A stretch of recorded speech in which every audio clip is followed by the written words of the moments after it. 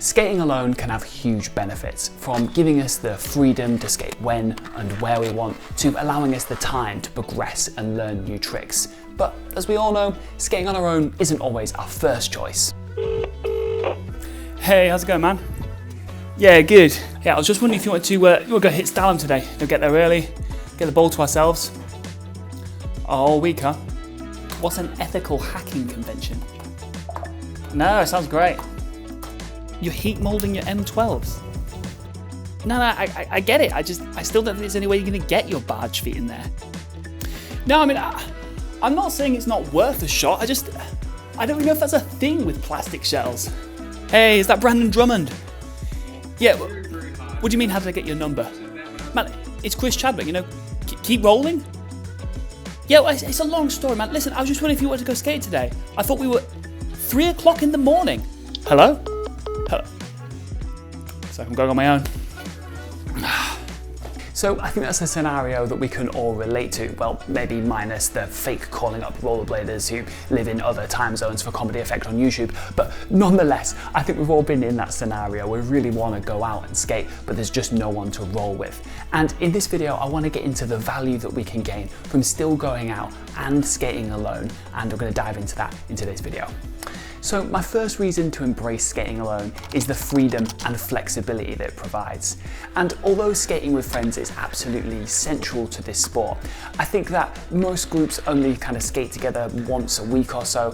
And if you want to get out and skate more than that, I think chances are you're going to have to embrace getting out there and skating alone from time to time. Solo sessions give you that ultimate flexibility to providing you with the option for when, where, and how long you want to skate for in order to enable you to get out there more often and do the thing that you love. Reason number 2 is progression. And I've always found that if I skate once a week, I can just about maintain my trick vocabulary. But if I want to get out there and learn new tricks, I find that I need to be skating twice a week or more. And this is where skating alone gives you that time and space to focus on progression.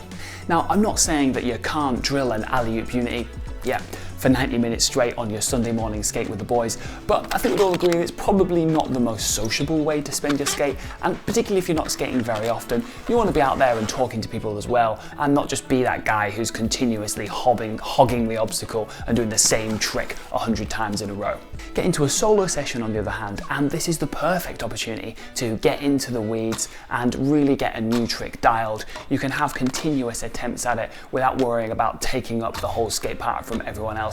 And it's just a great opportunity to be able to get a new trick on lockdown.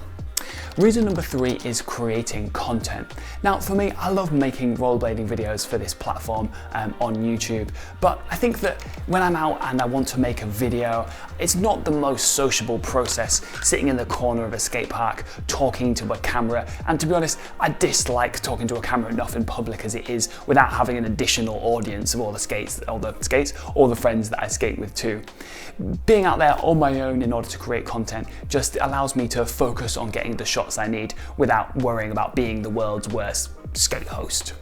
And if making rollerblading videos for YouTube is something that interests you, I would definitely recommend it. It massively increases my enthusiasm to get out there and skate, and also provides the opportunity to contribute something positive back to the community. I'm going to make a video with some tips for getting started, and when I've made that video, I'll leave it linked here or wherever it appears on the screen. Reason number 4 is creative freedom.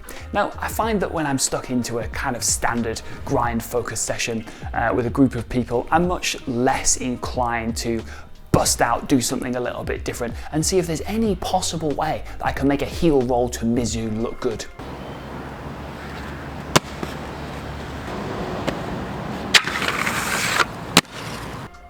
I'll let you be the judge of that one.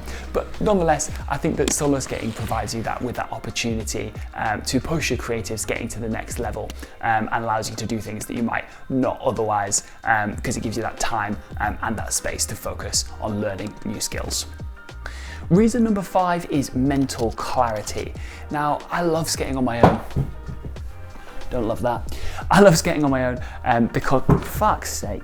Now, I find that rollerblading on my own just gives me that opportunity to be able to unwind from the overstimulation of everyday life. It gives me a bit of that space to recharge, particularly as a more introverted person who enjoys their own company.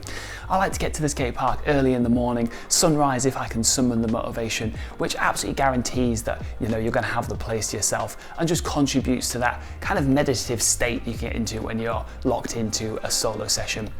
I also find that it massively boosts my mood for the rest of the day. It gets those endorphins going, and it's just really helpful to have been out there, exercising, doing what you love, and keeping your fitness up. So next up, I want to give you some tips for getting started with solo skating if it's something you're feeling inspired to try. But before we dive into that, I just want to give a massive shout out to Loco Skates for their ongoing support of the channel.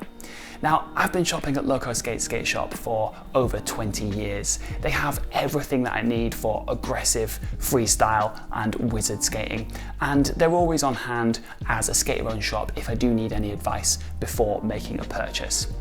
Loco ship worldwide, and you can also shop in your own currency, so you can see exactly what you're going to be paying at checkout. A massive thanks to Loco Skates for their ongoing support of the channel, and I'll leave a link in the description to where you can check out their skate shop. So my first tip for solo skating is choose your location, and I'd recommend somewhere that you already are familiar with and feel comfortable. Unless you're a hardened Scotsman who's used to solo handrail skating on the sketchy streets of Argyle Road, I would definitely recommend keeping it chilled. Honestly, I don't know how he does it. Like, where do people get the motivation from to go out and skate handrails on their own? Tip number 2 is to set goals. Now, I find that when you don't have somebody who is, holding you to account if you don't turn up for the session, it's really useful to focus your energy in a different direction. And this is where I feel like setting a goal to learn a specific trick or, get a group of tricks really locked in, that this can be really helpful in just kind of increasing your motivation to get out there and skate. Having achieved a goal at the end of the session also just gives me that increased sense of purpose and achievement when it does come to the end of the session. Tip number 3 follows on quite nicely from tip number 2 actually, which is to film yourself. And when you're out in a solo session, I feel like having a camera to interact with and to record your progress just helps to increase that motivation, but also it gives you that third person perspective on the trick that you're trying to learn. It gives you access to insights that I just don't think you can get from looking at it from your own 2 eyes. I find it just helps to shorten my learning curve when I'm trying to get something dialed in. And as much as anything, I've got some clips to walk away with at the end that I can either post to social media or even better, stack for a longer form edit. So if you've got some value from this video, I'd really appreciate it if you hit the like button, subscribe to the channel for more rollerblading content, and next up, be sure to watch this video right here. I'm Chris Chadwick, thanks for watching, and I'll see you in the next one.